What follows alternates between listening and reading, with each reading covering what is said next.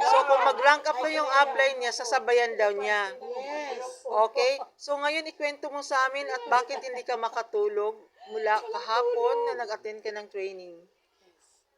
Una-una, hiningi ko kay Lord ang wisdom, yung katalinuhan, yung kaalaman sa buhay ko. Kasi kung wala sa kanya, hindi ko magagawa.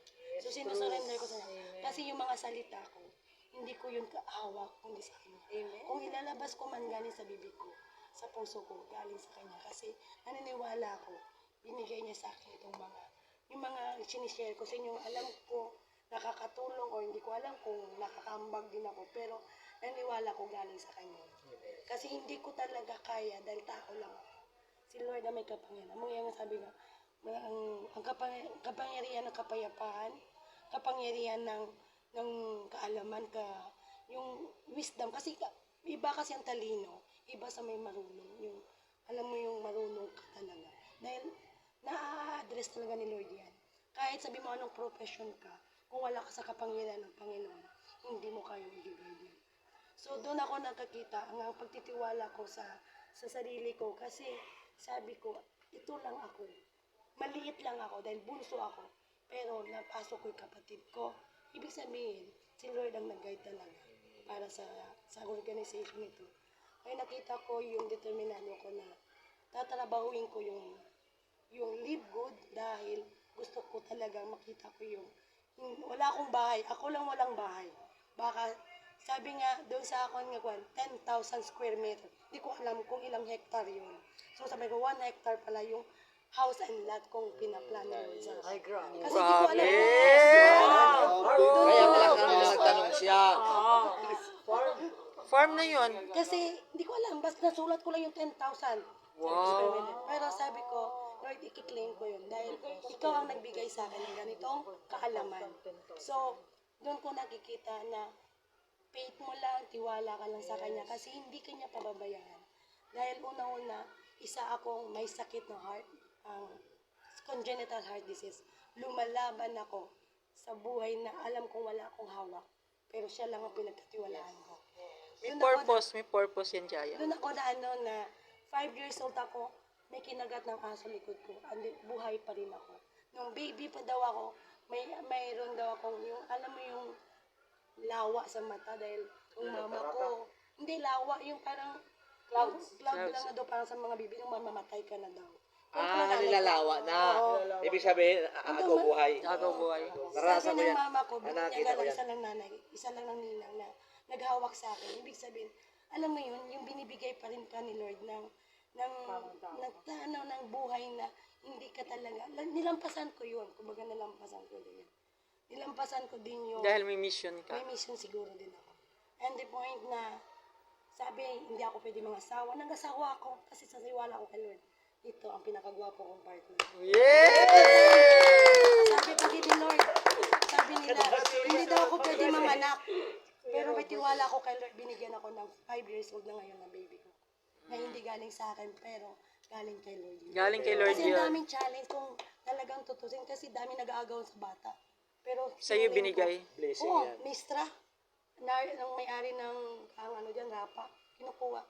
Sige, ano, si Dadalhin Jessica. sa Canada. Sabi ko, Lord, kung binigay mo, bigay mo sa akin. I-claim ko talaga. Totoo. Doon ako nanindig yung balaybo ko na parang, kahit anong sabi ng kapatid ko, walang ano yan, hindi mo yung dugo, hindi. Binigay ni Lord sa akin. Kasi ako, wala akong kakayanan, magpaaral, magpakain. Pero, ang point ko doon sa sarili ko, kahit hindi ko anak, ako mismo nakakakita na hindi dahilan na sa imong galing sa katawan na maging Your own anak mo. strength. Kasi kaya mo, binigyan ni Lord sa'yo yung chance na yun. Nakatulong ka sa taong sinurvive mo yung buhay niya. Yung sa bata na yun. So, sa ngayon, sa Hindi nga blessing, galing sa sinapupunan mo. Sabihin mo na lang galing sa puso mo. yun nga, galing sa puso ko, mga kumbaga, pinili talaga na, ang daming, nga may mga kakayanan talaga mag-adapt. Sabi niya, ikaw, may grocery. Laging bumibili yung nanay. Sabi niya, gulat sa akin, bakit sa akin daw binigay? Hindi ko alam. Kasi pag pinurn ni Lord sa'yo, na sa'yo talaga. Kasi 4 na bata dumaan sa akin na i-adapt ko. Pero laging may challenge. Sabi ko, Lord, hindi para sa akin. Pero doon dumating si Asi sa akin. walang hassle. Talagang inulan niya talaga sa akin na wala eh, magaan. Magaan ang pasok. Parang walang ano. Doon ako nakita nga, ang live good. Ginform ako sa lifestyle, pero dito niya ako bubungahin. Wow! Ito ako magbubunga ng, alam kong yung fruit na ipuputol ko talagang kahirapan ng aming pamilya. Kasi, alam mo yung tulong, marami kasing sabing tulong eh, na hindi galing sa puso. Sabing obligasyon kasi bangon kita, kailangan ko yun dahil kailangan mo. Pero kung yung mahal mo, pag mahal mo isang tao, Walang kapalit. walang amount na ibibigay mo. Unconditional. Unconditional yan. Doon nang galing. Kasi meron pa ako isang share. Doon ako pang naniwala. Na-hospital akong 2018. Wala kaming pera. Isang dasal ko. Lord, ihaypuin mo yung kapatid ko. Tulungan kami. Bigyan mo na kami ng financial or pahiramin, something ganun. May isang kapatid ko walang nag-abot. Sino ang nag-abot? Kaibigan ko niya. Hindi ko yun close. Ninang ng anak ko ng future. Kung magkakilala ko lang siya. Hindi ko alam. Alas 12 ng gabi. Dumaan siya. Isa siyang accountant sa Caltex. Dumaan siya. Sabi niya, saan ka? Sabi ko, na-hospital ako. Daan ako. Pagdaan niya, gulat ako. Nasa emergency room ako. Tiwala ako kay Lord. Sabi ko, hindi ko alam. Hindi ko siya tinawag. Hindi ko siya hiningi. Ginamit lang yun Hindi ko siya ni Lord. hiningi. Kasi hindi ko naman siya kaano-ano. Mm. Alam mo, ang inabot, 5,000. Nakatupi. Nakahanda. Na sabi ko, doon ako nagtulong lalo ako. Tiwala ko kay Lord buo. Kahit anong hirap, pag ginamit ni Lord ang isang tao, kasi kilala niya yung puso niya eh. May Diyos ang puso niya. So yun na nakikita ko na pag may Diyos ang puso mo, kaya mo dali ng organization mo. Parang Yeah. natahimik kayo, amen? Natouch ako sa iyo. Minamindset mo kami. Actually, first time ko, sa time na nakilala ko si Jaya, first time ko siyang narinig na ganun siya kalalim ngayon. Kalalim siya ngayon Hindi ko alam, magsalita. kasi sabi nga, pag inuna mo ko talaga, ihanda mo talaga, kasi yung aton nga, big power. Kasi Yes, galing sa puso. very powerful. Sabihin mo pag mayroon kang sakit sa loob, sa puso mo, yung parang may sama na loob, anong lumalabas sa bibig mo? Hindi maganda.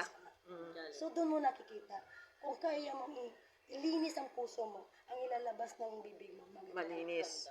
So doon ako nakikita na kahit kung gusto mo magsalita, manahimik ka na lang.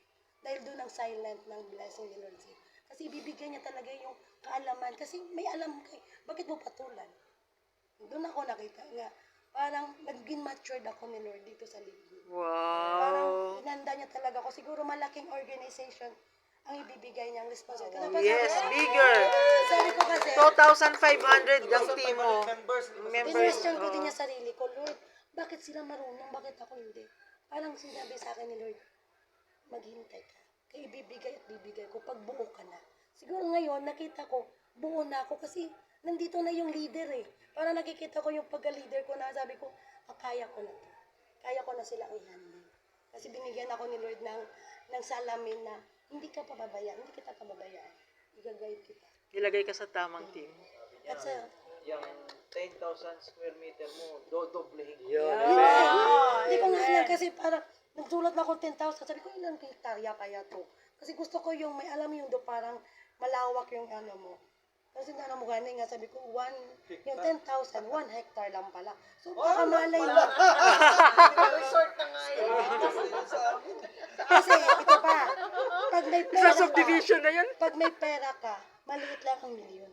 Correct. Pero pag wala kang pera, Malaki ang Malaki ang piso. hindi, malaki na yung lulipat na 5 piso.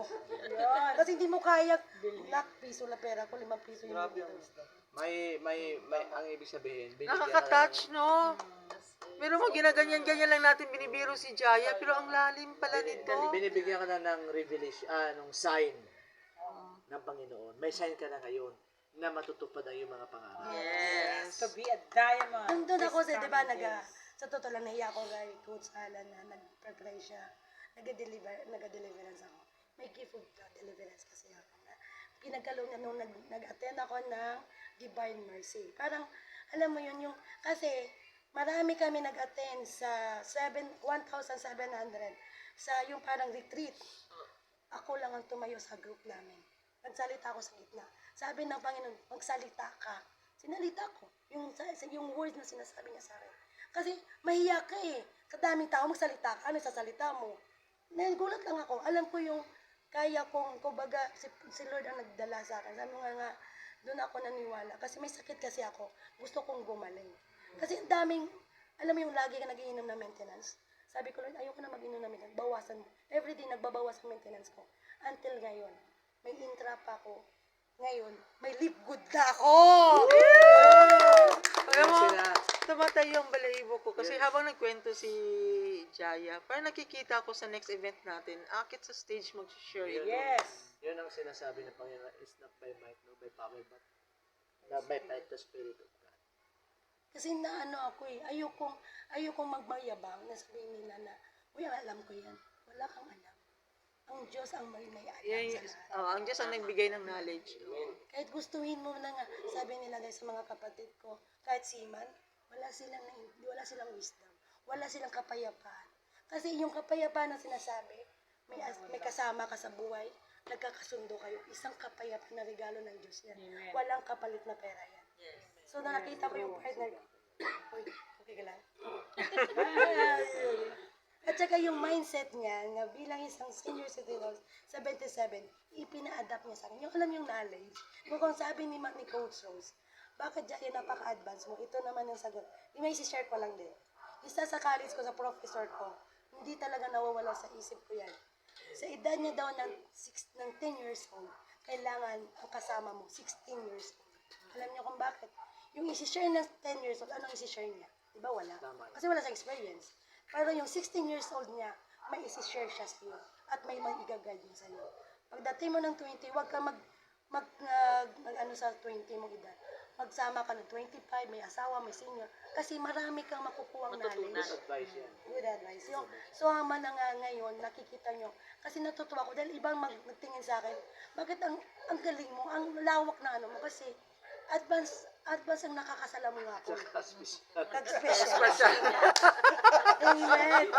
Doon ako. Special ka talaga. Special ka talaga. Yun nga. Yun ang time na hindi sa negative, kundi positive. Dahil ginamit ni Lord na, ano ba ibig sabihin special? Naiiba ka sa lahat. Yes! Kung gustuhin mo man sana maging compare, hindi mo magawa kasi nag-iisa ka Sa lang. ibang salita, unique. Unique. So, muna nga, kung sa Siam kami, Unique. sa Siam kami, Ikaw ang pinaka-unique. ako yung sinasabi nilang na wala daw akong mararating dahil sinasabihan ako ng kapatid kong bubutang ka. Sa dami kong negosyo, walang nangyari. Ngayon, ipatunay ko sa kanya ang negosyo. Wow! Pero yung mga salita kasi nila, hindi nila kasi naintindihan. Ah. Kasi marami akong business, sa totoo lang, creativity talaga ako. Yung nag-produce Creative ka. Wala. Kagaya ng mga ice candy, barbecue, kaya ko mag-formulate nun. Mani, kaya ko yun. Kaya ko yan. Banana chips, kaya ko yung banana peanut butter, kaya ko. Sa simpleng production, simpleng bagay, parang, ano ganit, parang items, ano ba yun yung, ano, kaya ko siyang i-formulate na ako Procedure, lang, simple procedure, na kaya ko siyang dalhin. Good morning. Yes! Ay, kukunan natin ng kunting message ang iyong, iyong husband, iyong behalf. Ano po masasabi niyo, sir, dito sa inspiring message ng iyong kabiyak? Naniniwala ka bang mag-diamond siya?